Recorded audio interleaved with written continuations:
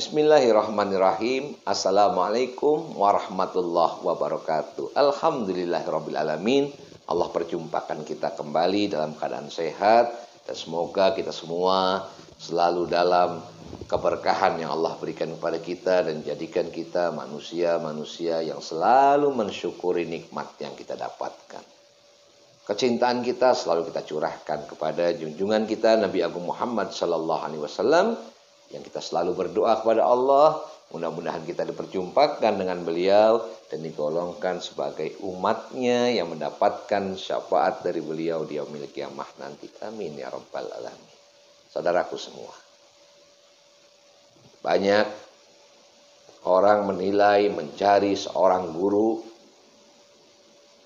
yang mana mereka hanya melihat sosok yang bisa dijadikan guru ini orang yang mengerti ilmu agama.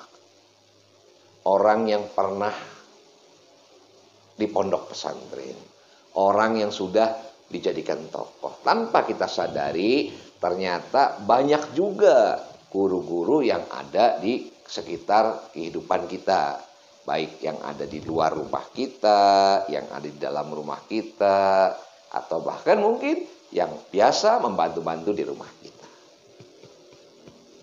Tidak ada satupun manusia yang menyukai buah durian kecuali manusia tersebut sudah mengetahui isi dari buah durian.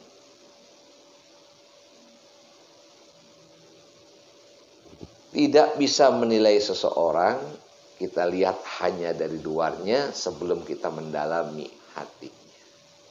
Ini pernah saya mendapatkan satu pelajaran berharga yang tanpa diduga-duga.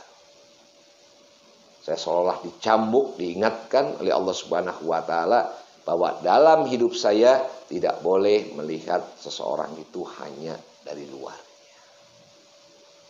Pada suatu hari datang 4 atau 5 orang ke tempat saya, dia bersilaturahim ke tempat saya, entah dengan tujuan apa yang tadi saya tidak tahu, sehingga kesan pertama yang saya dapatkan, saya kedatangan tamu yang membuat hati saya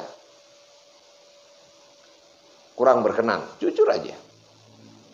Karena ini orang-orang yang datang ke tempat saya, mereka orang-orang yang biasa hidup di jalan,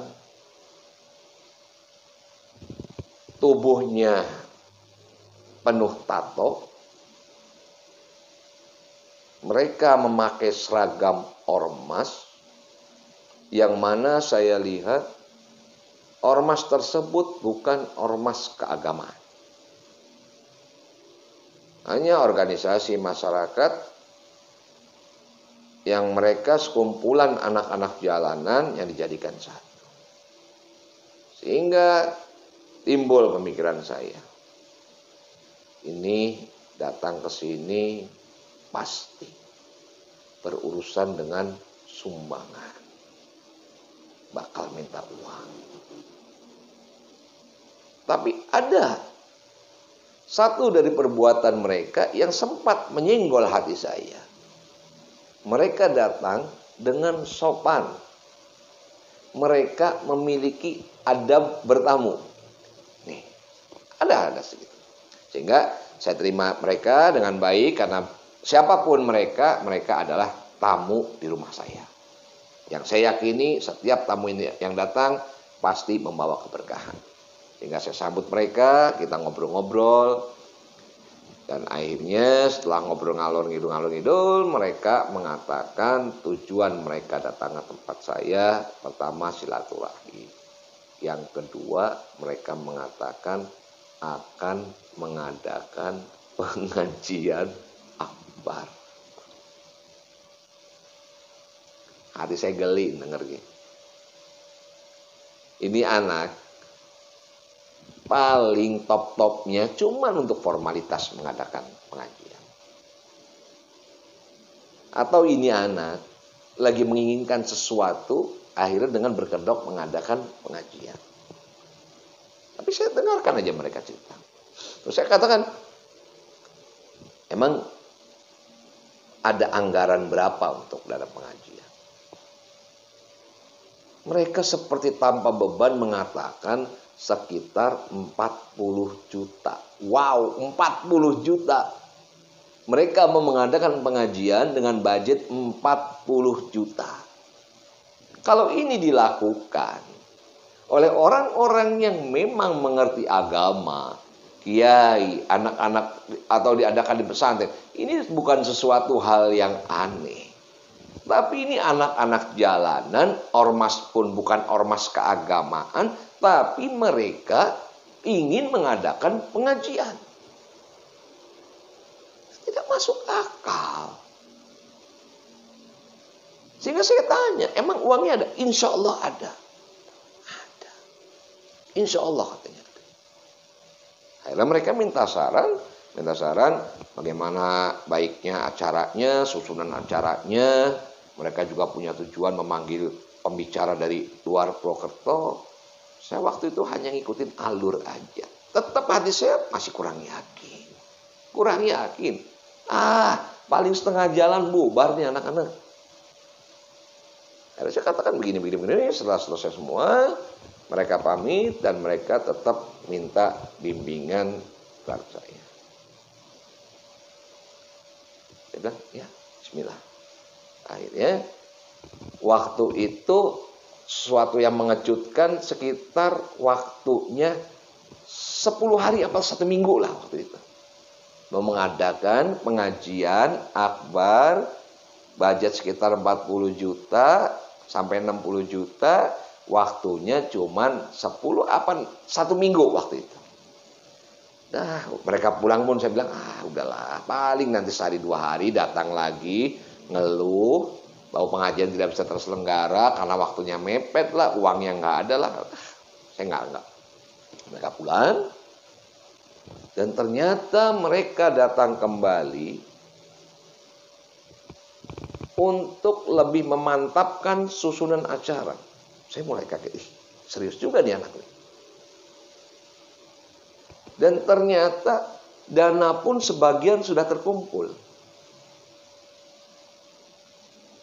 Mulai semakin saya kasih coba saya bilang jalanin.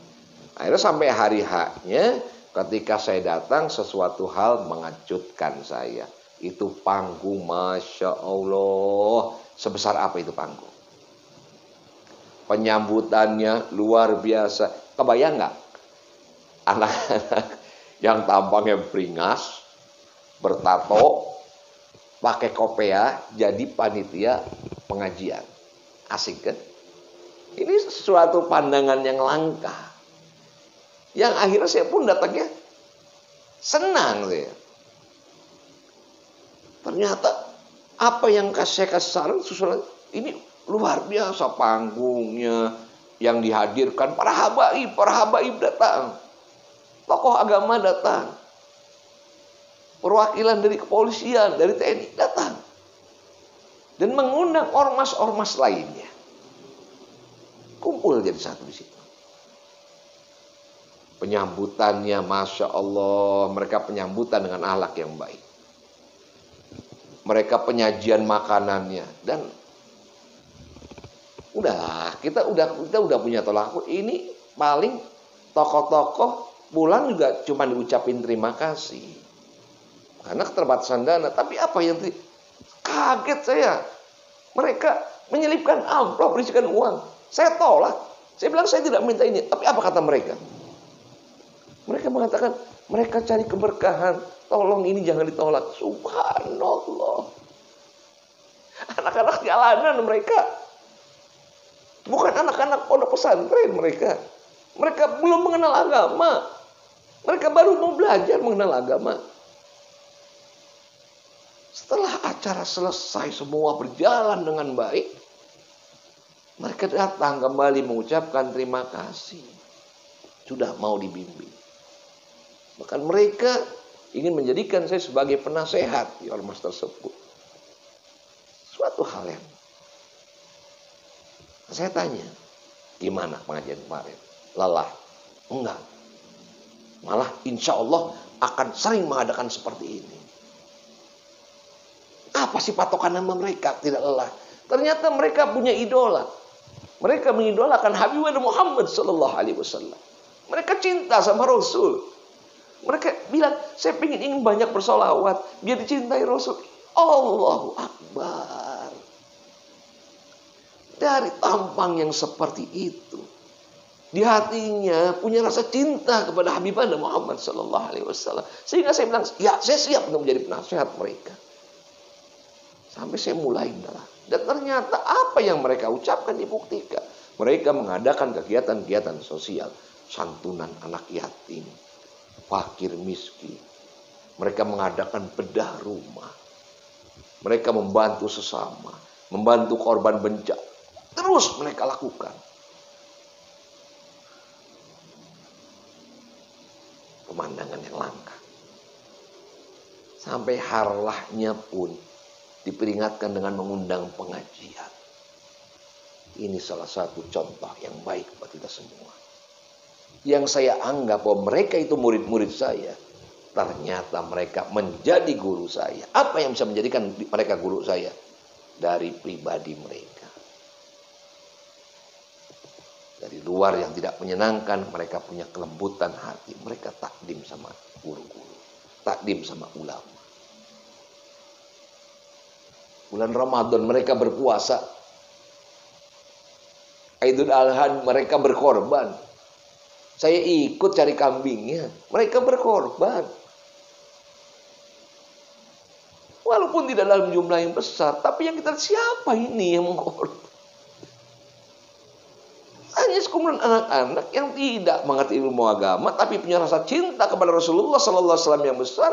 Akhirnya mereka rajin datang ke maulid. Itu kalau lagi baca maulid mereka sampai menangis. Mereka rindu berjumpa dengan Rasulullah sallallahu alaihi wasallam. Saya punya keyakinan mereka yang lebih dicintai Rasulullah sallallahu alaihi wasallam. Orang tidak begitu paham ilmu agama tapi punya rasa cinta pada Rasulullah yang besar. Beda sama kita. Kita orang mengerti ilmu agama tapi kita sedikit cinta sama Rasulullah sallallahu alaihi wasallam. Terbukti akhlak kita baik. Akhirnya alhamdulillah kita mendoakan mudah-mudahan mereka yang sudah menjadi pelajaran contoh teladan buat saya pribadi, saya mendoakan mudah-mudahan ormas tersebut yang mereka beri nama Sakti Banyumas. Sakti Banyumas ini berarti Sakato Tiger Banyumas. Kita doakan. Walaupun mereka memiliki nama-nama yang seram, tapi mereka di dalam yang memiliki kelembutan yang luar biasa. Kita mendoakan bersama-sama, mudah-mudahan Sakti Banyumas semakin jaya. Dan semoga pimpinannya Abdul Latif diberikan kekuatan oleh Allah Subhanahu wa taala untuk terus bersabar membimbing semua anggotanya, dan semoga semua anggotanya kelak akan dikumpulkan oleh Allah Subhanahu wa taala di bawah bendera Rasulullah sallallahu alaihi wasallam, dan semuanya diberikan syafaat oleh Rasulullah sallallahu alaihi wasallam yaumil kiamah nanti. Jaya terus Sakti Banyumas.